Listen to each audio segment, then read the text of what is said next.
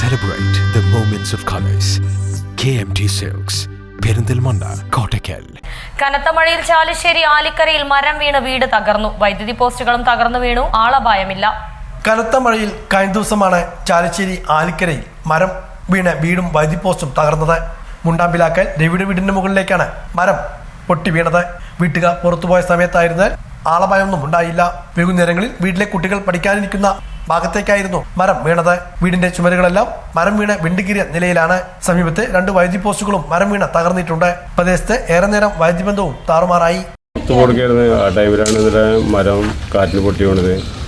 ഭീമ തകർന്നുണ്ട്. 2 ലക്ഷം രൂപയുടെ അടുത്ത് പണിക്കൂലി വരും. അതിപ്പോൾ നമ്മളിവിടെ മാർഗമൊന്നുമില്ല. നമ്മൾ വണ്ടി ഓടിച്ച് വീട്ടിൽ വേണം ഇതൊക്കെ ചെയ്യണമെങ്കിൽ. അപ്പോൾ വീടിൻ്റെ പണി ഇപ്പോൾ അടുത്തുണ്ട് കഴിഞ്ഞിട്ടുള്ളൂ. ഞാനൊന്നും മറത്ത് വന്നിരിക്കാറില്ലാണ് കുട്ടികളെ പഠിക്കണ കാരണം.